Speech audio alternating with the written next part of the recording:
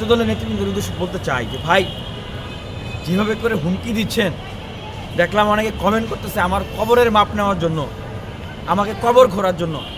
তো একজনকে তো পাথর মেরে হত্যা করেছেন, অনেকে গুলি করে হত্যা করেছেন, লাঠি দিয়ে পিটিয়ে হত্যা করেছেন। তো আমাকে কিভাবে হত্যা করবেন বলেন? 8 বছর ছাত্রলীগের নির্যাতন নিপীড়নে সহ্য করেছি, 7 মাস 8 মাস সলিটারি কনফাইনমেন্টে জেল খেটেছি। আওয়ামী লীগকে ছাত্রলীগকে ভয় পাই নাই। আপনাদের এই ধরনের হুমকি ধমকিতে আমরা ভয় পাই না ভাই। তবে বলতে চাই যে আপনাদের কাছ থেকে একটা পরিশীলিত, একটা শিক্ষার্থী বান্ধব, জনকল্যাণমূলক রাজনীতির প্রতিযোগিতা আশা করি, এখনও আশা করি। আপনাদের কাছে সেই প্রত্যাশাটা থাকবে। কিন্তু আপনারা তো মজলুম ছিলেন, এখন যদি আবার সেই জালিম হয়ে যান, তাহলে কিন্তু ছাত্রলীগের মতোই পরিণত হবে। আর আমরা ঢাকা বিশ্ববিদ্যালয় কলেজের শিক্ষার্থীদের উদ্দেশ্যে বলতে চাই, আমার নিজের রাজনৈতিক ক্ষুদ্র অভিজ্ঞতা থেকে আপনারা সচেতন হন, সতর্ক হন। এক ফেসিবাদ, এক দখলদার বিলুপ্ত হয়েছে। নতুন করে কোনো ফেসিবাদ, কোনো দখলদার যেন বিশ্ববিদ্যালয়গুলোতে আবার তাদের দখলদারিত্ব প্রতিষ্ঠা না করতে পারে। কারণ যেই ক্যারেক্টার আমরা দেখতেছি, আমার কাছে মনে হচ্ছে যে ছাত্রদল এর নেতাকর্মীরা তারা পরিস্থিতির কারণে আসলে তাদের হাত পা গুটিয়ে রেখেছে। পরিস্থিতির কারণে যেই সুযোগটা পাবে বিশ্ববিদ্যালয়ের ক্যাম্পাসগুলোকে ঠিক ছাত্রলীগ স্টাইলে দখল করে নেবে। সেই জায়গাটায় শিক্ষার্থীরা সতর্ক হন, সাবধান হন। বিশ্ববিদ্যালয়গুলোতে গণতান্ত্রিক মূল্যবোধ চর্চার জায়গাটাকে উন্মুক্ত করার জন্য ডাকসু সহ প্রত্যেকটা ছাত্র সংসদের জন্য আপনারা সরব হন।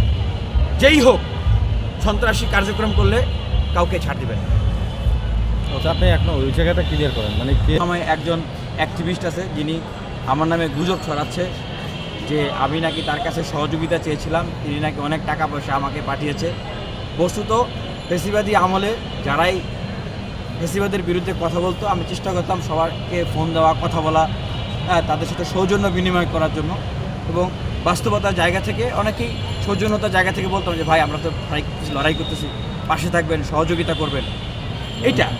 আর উনি যে কথাটা বলছে যে উনি আমাদেরকে ব্যবসায়ীদের কাছ থেকে টাকা তুলে পাঠিয়েছে, আমি চ্যালেঞ্জ করে বলতেছি যে শাহেদ আলম আজ পর্যন্ত আমাকে কয় টাকা দিয়েছেন ভাই?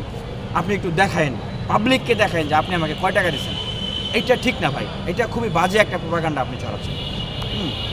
আর আরেকটা যেটা বলবো, ছাত্রদলের যুগ্ম সম্পাদক কেন্দ্রীয় কমিটির মাহমুদুল হাসান আল মারজান, উনি একটা পোস্ট করেছিলেন, সেই পোস্টটাও আমি দেখাচ্ছি আপনাদেরকে।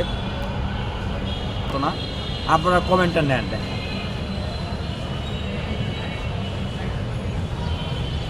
উল্লেখ করলেন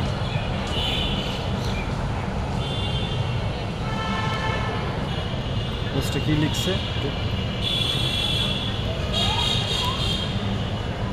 যে পোস্টে কি লিখছে? মদ ও মাখরা সহকারে উচ্চারণ করে স্লোগান দেওয়া আলবটর বাহিনী শিবিরের সারবাজ সেলের সাবেক সদস্য, ছাত্র অধিকার পরিষদের প্রধান বালখিল্য নেতা বিনিয়ামিন মোল্লা স্লোগান তুলেছেন জনাব তারেক রহমানের বিরুদ্ধে, বিএনপির বিরুদ্ধে। আরে কুড়িগ্রামের কুলাঙ্গার, তোর অবস্থান ধরে রাখতে পারবি তো? তোদের আব্বা ডাকার সময়ও আসবে ইনশাল্লাহ। এরপরে লেখছেন যে এটা কিন্তু হুমকি নয়, বলে রাখলাম, যত বড় মুখ নয় তত বড় কথা। তার কমেন্টে আবার যে ছাত্রদলের অনেকে দেখেন কী লেগেছে, কবর করার বিষয়টা। হ্যাঁ, এইটা আসলে মানে উচ্চারণ করার মতো না। হ্যাঁ, ঠিক বাজে গালি দিয়েছে। তারপরে লেখছে যে তোর বাড়ি কুড়িগ্রাম না, কবরের মাপ নিয়ে রাখিস। তো আরও একজন একই রকমের কমেন্ট করেছে যে কবরের মাপ নিয়ে রাখিস। হ্যাঁ, এই যে আপনাকে কবরের মাপ নিয়ে রাখতে বলতে, বিরুদ্ধে যখন ফাইট করতাম ক্যাম্পাসে, তখন ছাত্রলীগ বলতো যে আমরা শিবির। আবার এখন ছাত্রদল বলতেছে যে আমি নাকি শিবির।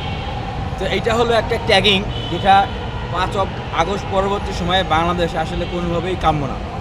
ওনাদেরকে যদি আমি আসলে ট্যাগিং করা শুরু করি, ওনারা তো কান্নাকাটি শুরু করে দেবে।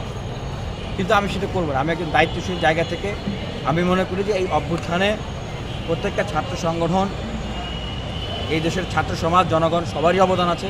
এবং 5 আগস্ট পরবর্তী বাংলাদেশে দেশের ছাত্র সমাজ এবং দেশের জনগণের যে আকাঙ্ক্ষা, সেই আকাঙ্ক্ষা অনুযায়ী পরিবর্তিত রাজনীতি করা, এইটা আমি সবার কাছে কাম্য করবো। আমি একজন সর্বোচ্চ দায়িত্বশীল ব্যক্তির জায়গা থেকে আমি আসলে কাদা ছোড়াছুড়ি করতে চাচ্ছি না। তবে এইটা বলি যে আমরা যদি মুখ খুলি তাহলে অনেকেরই গায়ে কাপড় থাকবে না, অনেকেই গড়াগড়ি দিয়ে কানাকাটি শুরু করে দেবে। এইটুকু বললাম জাস্ট।